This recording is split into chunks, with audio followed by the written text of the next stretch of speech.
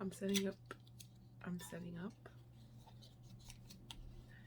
And I said, just turn the camera on, so set up with me. Taking out my tarot decks. 7 of Wands.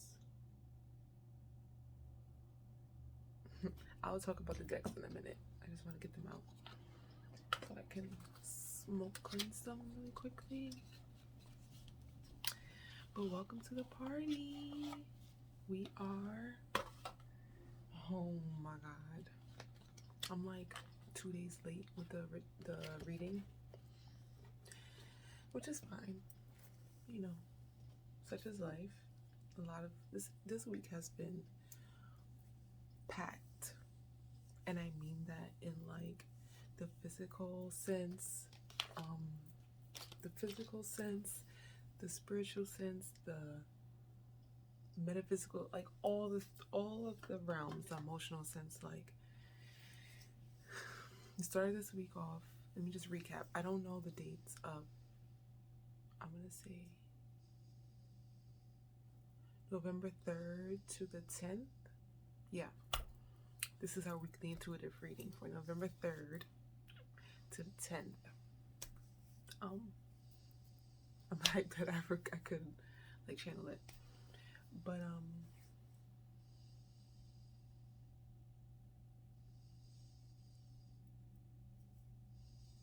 do you hear Kane snoring? Anyway, so this week, I mean, we just started November, so that's the thing. Like, we transitioned into Scorpio season, and the beginning of, you know how they say, like, okay, so Scorpio season, let's use it for example, it begins on October 21st, 2nd, 3rd, right? That's just like the peak. Like, that's like you just walking through the door at the party, and you're just like, oh, okay, ain't shit going on. You know, your energy is not too involved. And then you move into November 1st, 2nd, 3rd, 4th, 5th, all the way through to halfway points, and you're like tipsy and you're drunk at the party already, and you made a couple friends, and you know the music is playing now and the vibes is strong, and you're going, and then by the end of the party you're like about tired and ready to pass out, and now the new season has begun, you know, in that Sagittarius season. So that's what it kind of feels like. It's like we moved into the Scorpio season. It was a very quiet Scorpio kind of way we moved into it. Real mysterious, real observant.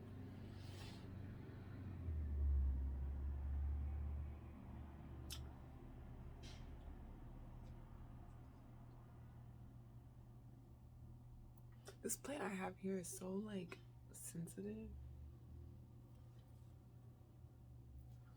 And the heat is on, it's gonna probably kill it, but it's vibrating. And I don't know how, because there's no air or anything. But yeah, so that's what it feels like. It felt like November 1st, like Samhain weekend was crazy. We went to Salem. That was awesome. We definitely have to do a recap on that. But I just feel like I have a vlog coming. Hopefully it works out really well. So I feel like once we have that vlog, that'd probably be a recap, because it's energy. Like, if you wasn't there, you wasn't there. The vlog will give like hopefully a good idea of how it went, but for the most part, what is it, a recap? Whoever was there was there. The energy was live. It was beautiful. I love Salem. You know, but yeah, so we went to Salem for Samhain weekend. That weekend was just like go, go, go, go, go. And then we moved into November 1st, and that's the Day of the Dead.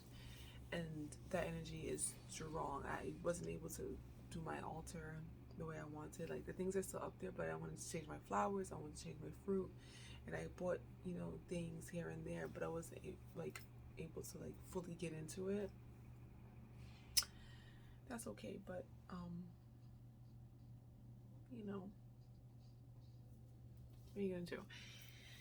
So now we're in November, and now the energy is like, you know, it's still picking up, but we're understanding what's going on more now. Like, we're more like grounded in it.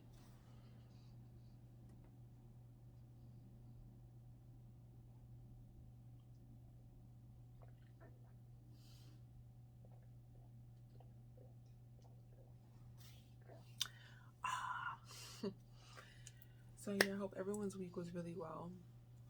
I don't know if I can recall what the theme was for last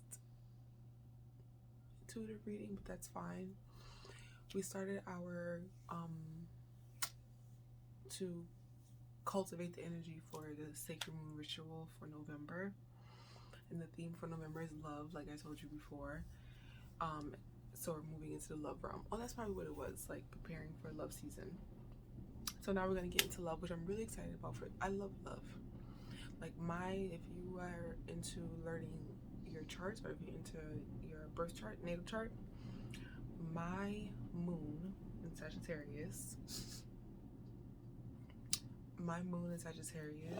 is in my 7th house. And the 7th house is your house of partnerships, serious relationships, marriage.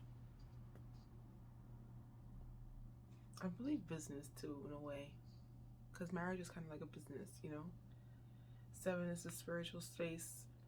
So my moon there is like, that's all I'm focused on sometimes, is love. Like how I'm love, how I'm giving love, how I'm receiving love. And for me, I'm just like a cis woman, heterosexual type of woman. So I'm always like focused on boys.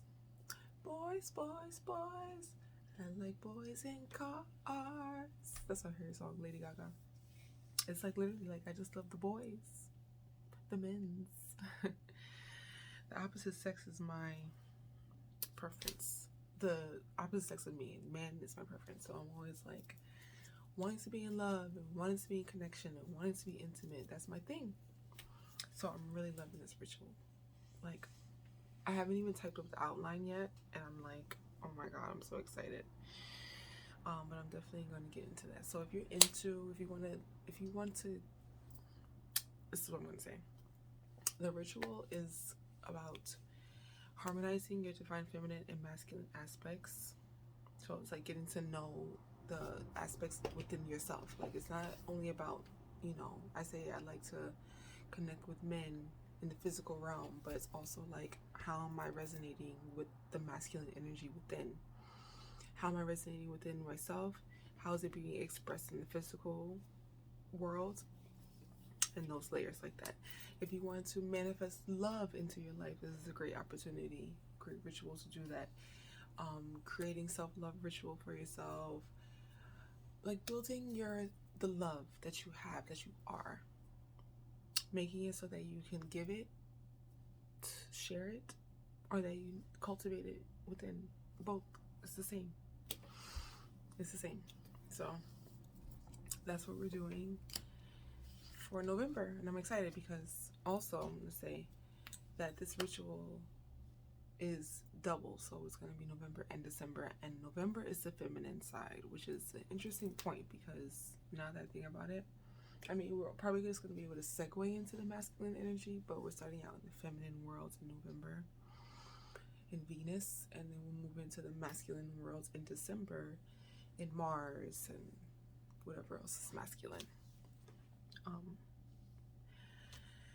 So it's like a double ritual. So if you sign up for this ritual in November, you'll be able to be a part of the ritual in December, which is very important. It's awesome. I like that because I just do. So that's what we're working on now. So it's like perfect timing. I created a spread. Let me pull it up before I forget. For love. I haven't shared it online yet. I'll share it soon.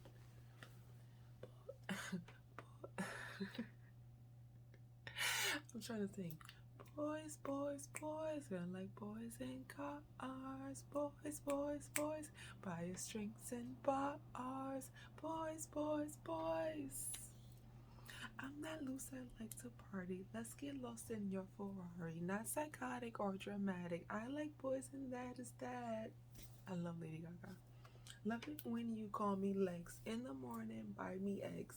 Watch your heart when we're together. Boys like you love me forever. Okay. I had to get that out because I kept singing it in my head. So I'm going to use the spread that I made for this reading. And I'm using, I got two new tarot decks in Salem. One of them I got for myself because I wanted the original Rider-Waite tarot. I don't have that one. Yeah, I don't have the original Rider-Waite, and I feel like this is like a staple for all readers to have this one. And also I'm putting myself through courses of learning deeper the tarot, learning how to read it better, just like strengthening my craft. So I needed this tarot deck. Original Rider-Waite is called Radiant Rider-Waite Tarot. And then we're going to clarify with the Rider-Waite Tarot again, but this time it's the baby. Wait, hold on. You know I don't like when I drop tarot cards.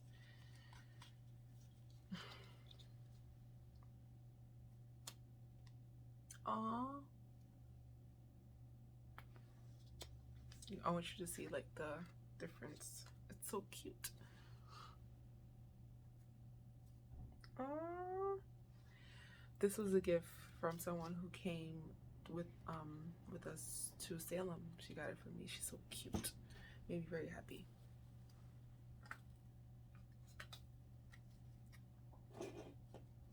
So I'm gonna do the spread. And if you want to do the spread at home, you can. It's really fun. Because like when I build them, I'm reading at the same time, and I'm I'm just testing the spread. You don't have to tell me about myself. That's tarot. I'm just like breaking these cards in because they're so fresh and new and so like stiff. But I'll post the spread online later, but follow along. I'll say the questions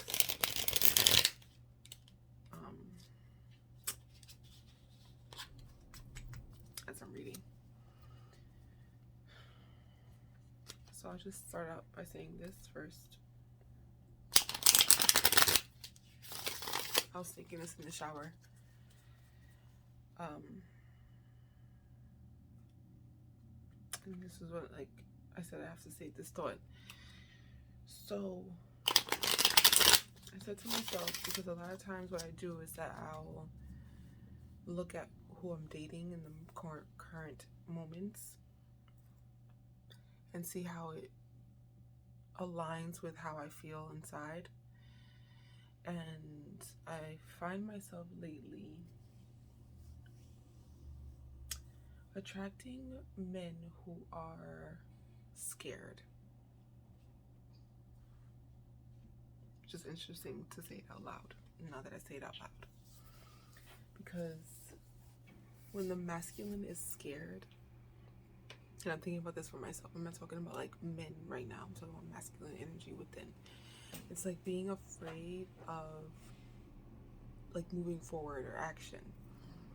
And I'm not afraid per se. I just think about, when I think about being fearful, I think about like my career and like the next steps that I know I'm going to be at and that I know is coming, that I know I want, but still like kind of like there's like this underlying like whoo type of feeling, you know? And I feel like I date men like that where they're just like, I don't know what to do. I'm gonna say with me, I don't know what to do with you. I don't know what to do with you. I don't know how to show up here. Whether they say it or not, energetically, this is the thing. You're going to express how you feel about yourself and about a situation, even if you don't say it energetically. That's why they talk about showing up, because it's not about saying anything, nothing like that. It's about, I just showed up and this is what I feel like. So I'm always attracting men who are like kind of like timid in their own energy And I said to myself in the shower, I said, I forget how it started, but I remember the point was that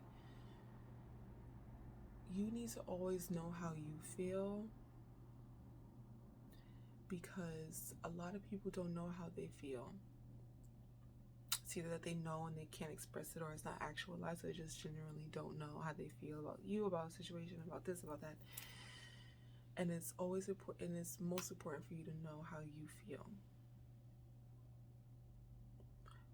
And we tend to do, and I did this recently too with this guy that I'm dating, or getting to know, I don't know what to call it, but like asking, like, what's going on here? Like, what are you really doing here?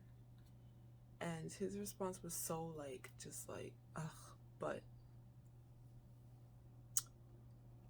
it didn't hurt me or bother me, because I'm like, I know what I want, and I know that the reason why I'm asking is because something is off, and I trust myself to know that I'm not tripping, because I know how I feel. Like, that's the important part, is knowing how you feel. Look, 10 of Cups and 6 of Cups in the middle.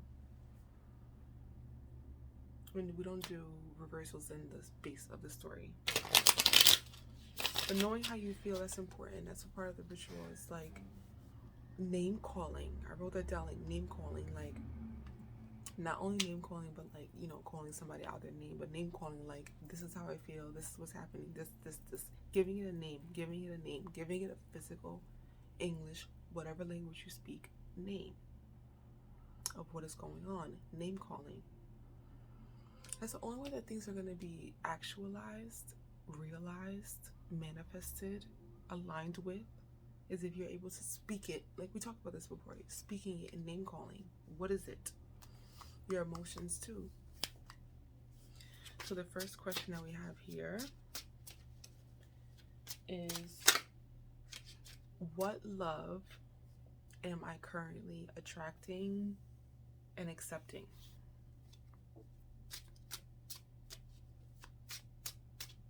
I think I'm just going to pull them from the top, because I don't want them to fall on the floor. Dramatic, right? 9 of Wands. This is the love that we're currently attracting. It's like a hard work, like kind of like I wouldn't say a fighting, but it's definitely kind of like a protection type of energy, where it's like preparing for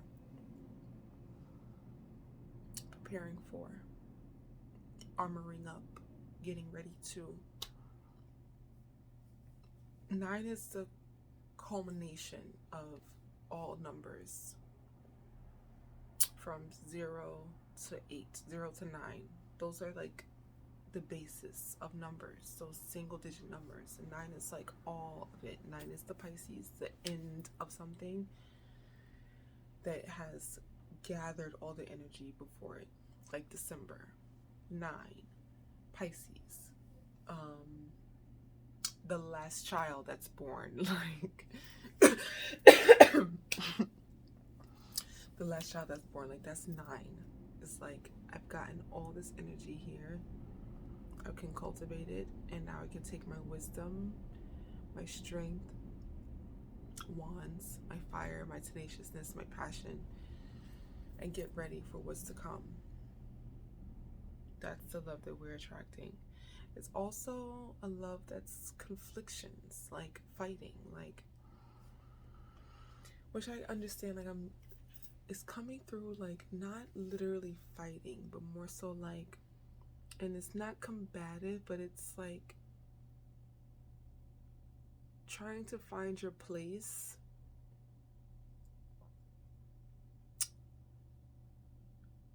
and you're kind of having to like protect yourself, be strong, go to battle. Like you're not going to war, you're in like battle type of thing. Like it's battle. Like it's like, okay, getting through the weeds, getting through the bullshit, cutting it down, taking your machete, taking your wand and knocking shit down, building shit up, because you have to get through the crap. You have to kiss a few frogs to get your prince. And I mean that in like the most figurative way, not literal, and not princess and the frog type shit. I mean like kissing the ugly, making love to the pain in an ugly. to get to the beautiful. You know what I mean? To get to your grass is green type of thing. So that's the love that we're attracting right now, which is great because this is building like character and fortitude. This is building, you know, knowing what you want. That's important. It's not about knowing what you want so you can express it to somebody. It's knowing what you want so that you can vibrate at that place. Like, I know what I want and I'm staying in my realm and I'm staying in my lane. When you don't know what you want, you're over here, you're over there. You're like, let me taste that, let me taste this. And you're like all over the place. And that's cool, getting to know. You have to like figure it out. But at some point, you're going to be out of control.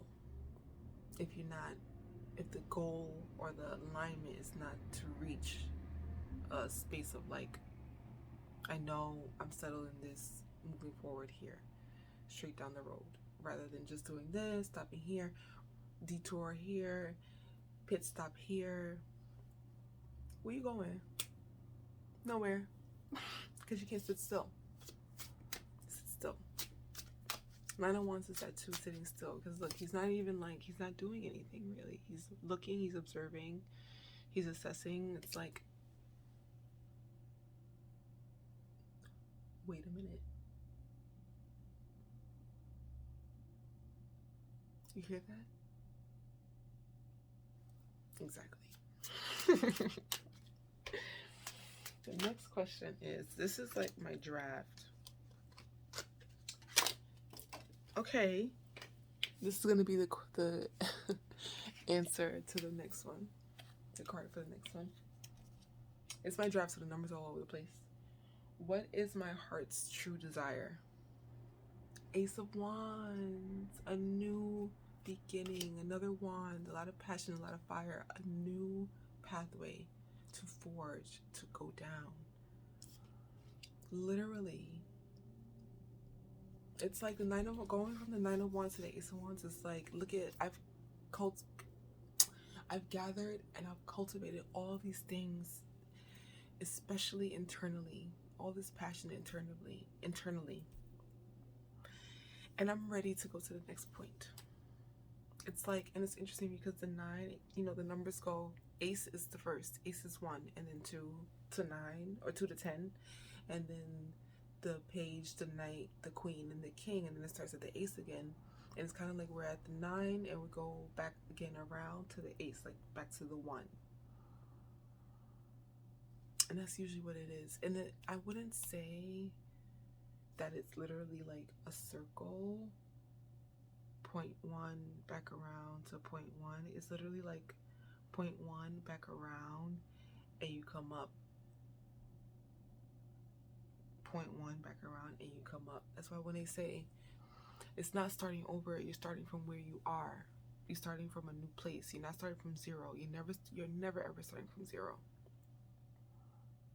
Because to get to that point that you are at, you had to gather knowledge and wisdom and information and skill and understanding. You know what I mean? Like you just didn't get there and you don't know nothing. Like you had to like educate yourself. You had to get the confidence. You built a certain level of character. You built a certain level of knowledge and wisdom and all that stuff. You had to get there through trials and tribulations, and you know what I mean? The Ace is like, it's a new beginning. You're not starting from zero. Don't worry about that. You're starting from where you are and assess. 9 of Wands, assess where you are. Assess where you are so that when you have this Ace of Wands rolling out for you, because if this is your heart's true desire, this is what you're aligning with. Sometimes you don't have to pray. If you know what you want in your heart, that's the prayer. You know, I always beat myself up because it's gotten better, but like when I didn't do my altar for Samhain, for Day of the Dead, I was like, oh my God, like I feel so bad. Like I have everything I need, but I haven't cleaned it and things like that, and I just feel so guilty. And it's like, it doesn't matter about having an altar. It doesn't matter about having the candles. It doesn't matter about having the flowers, the fruit, the food, The offering is important. It's a good way to open up your portals to your spirit guides and your ancestors and your angels and God. But ultimately, like, you are the temple, you are the prayer, you are the manifestation, you don't need anything. That's the prayer. So the angels, the gods, the ancestors, they know what you need and you want in your heart. So this is your heart's true desire.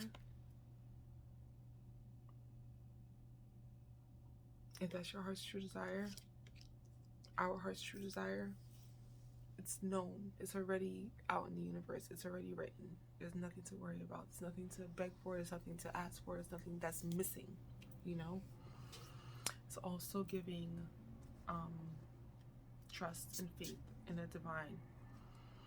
And the only way you can trust in the divine is if you show up for yourself over and over and over. I have this, I wrote down this thing. There's a lot of things coming out of here. I'm not taking everything. I'm not. I wrote this post. It's in my notes, but I'm gonna kind of like paraphrase it a little bit because I want to share it with you right now. But it said, I was reading somebody's Instagram and someone tweeted like, I know I say this often, but I really love God. He's like consistent. He shows up for me. He's amazing. He's everything. He's protector, provider, this and that, right? I love God. He is. People like to do that. It's so funny when people talk about God and they put he on it, and I'm like,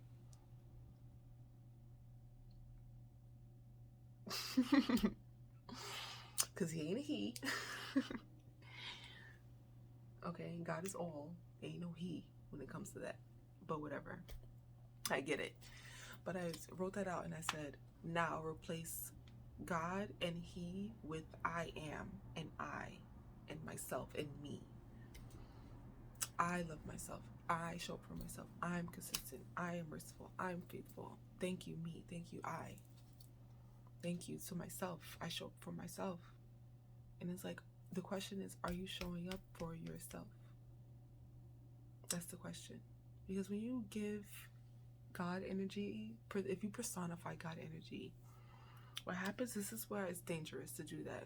It's because what happens is you are creating a balance of,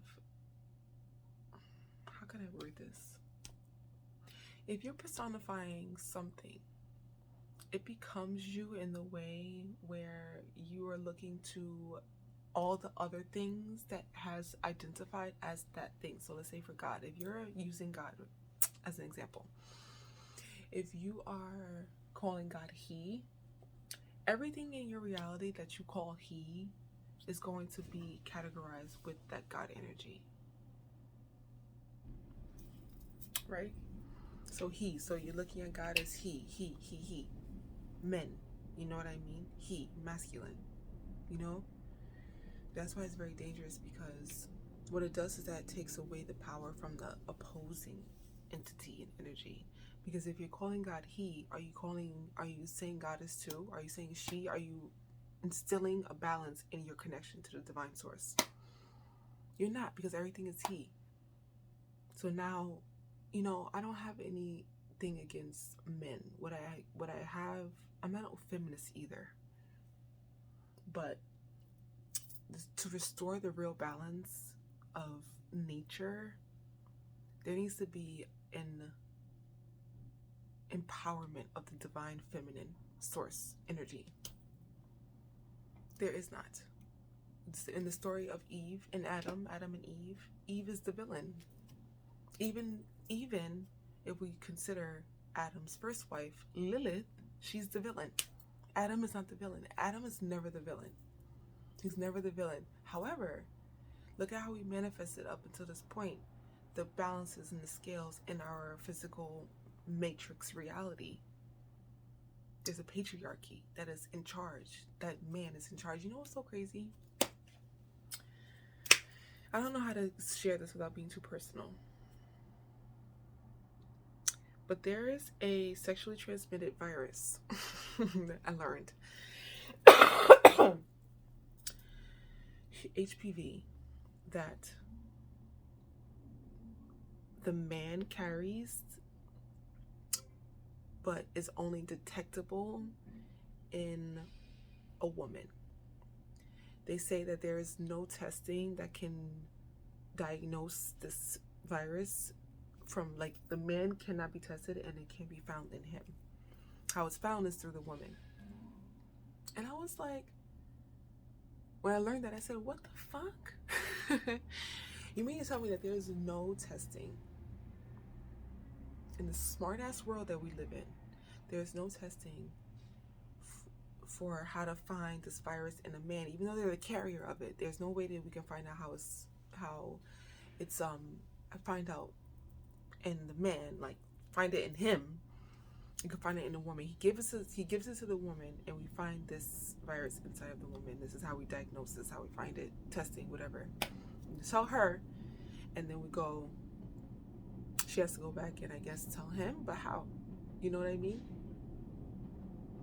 And what does he do about that information, you know? It's the same thing as like birth control. There's no birth control for men, but there's birth control for women. How is that? If we're going to be fair here, it has to be birth control for both. But how is it that there's none for men? It seems like that the scales, and like, of course, all the different small intricate ways of men getting paid more and men being the head of the household, and this, all those small intricate ways that we have unbalanced divine feminine and masculine energy.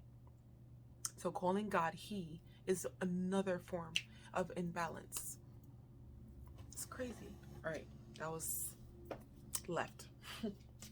Next question. Okay, I love this energy already. Number 3. What are the blockages that hold me back from my heart's desire? I think I had wrote it on the spread picture that I made. Unknown blockages or something like that on my path or something like that. So these are the blockages. What's blocking me from my heart's desire? Which is the Ace of Wands, remember?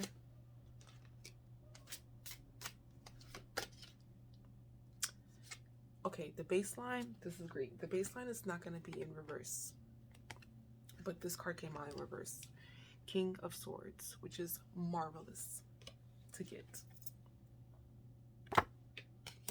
King of Swords is the air energy, and it's the king of overthinking, the king of logical mind. When for me, the King of Swords, if I don't know, I think it was a part of the video that I deleted last week, but I had said that the numerology, the number sequence 222 is my love frequency, and the basis, like one of the foundational like people, is an Aquarius that I have in my life. And when this card comes, he is this card to me, the King of Swords. And so I say that, and I'm thinking about his temperament and his way of handling love. Very worst of the worst. But the King of Swords is like, that's the blockage of, like, for me, probably the Aquarius, but also thinking too much, using the mind too much, trying to control situations with logic. When we talk about love, love is not the mind. Love is the heart space. 100%. That's why they say love is blind. You don't choose who you fall in love with. All of those cliche sayings that we say in our society, they have a truth to them, because it's true. It's true. King of Swords. Overthinking. Too much thinking. Stop thinking so much. We talked about this last week. Stop thinking so much. How do you think that you're going to be able to feel your way through this love journey? Because you have to feel love in order for it to be activated. How do you think we're going to feel our way through if we're trying to rationalize what the fuck is going on? There is no rationalizing this. There is no rationalizing. this. If you love it, you need to express it. You need to share it, expand it, create it. You understand what I'm saying?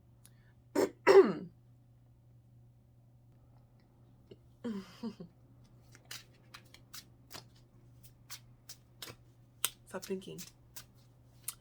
Go into nature. There's a lot of nature in these cards too. Go into nature and put your feet on the ground. It's cold as fuck outside. If you're somewhere nice and warm, please do that for all of us. My goodness. But I mean, it helps because it gives you this grounding and this like understanding of like where you are and where you stand, and it sends like waves of energy up through your body to be grounded. Like put your feet on the ground, and especially in nature, you know. Fourth question. How can I, this is my favorite question, how can I harmonize my vibration to my heart's desire? So this is kind of like a blockage is the previous card, and then this is like a how to unblock it type of thing. The world.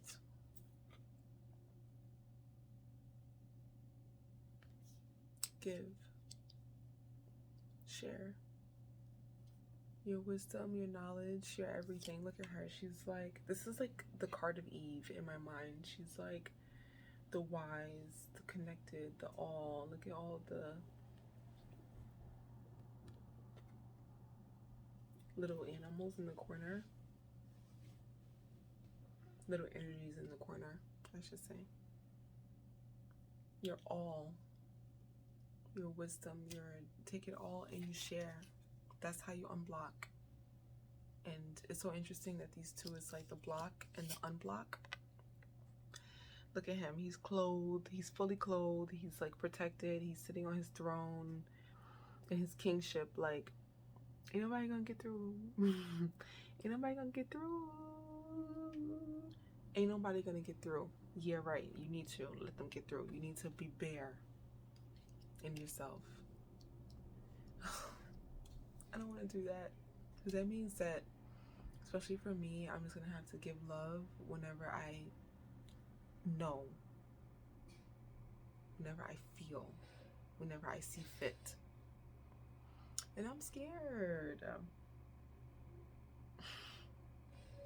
I don't want to do that. I don't want to do that. But how are we gonna get to the other side if we're not? How are we gonna open up our pathway? Because this guy right here, there's nothing getting in. You can't even see his fucking feet.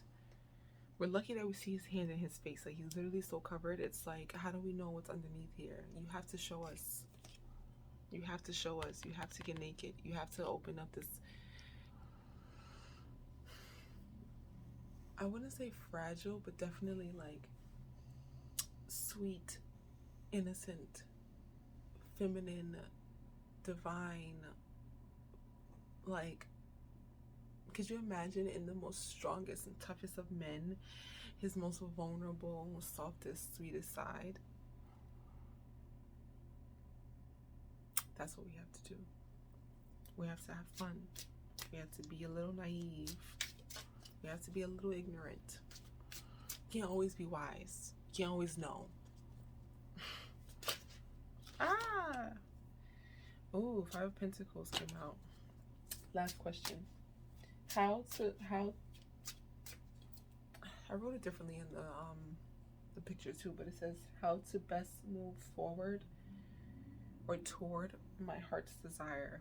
It's kind of like 4 and 5. I guess this is kind of like the outcome, the best path, outcome type of energy. I'm almost at my time.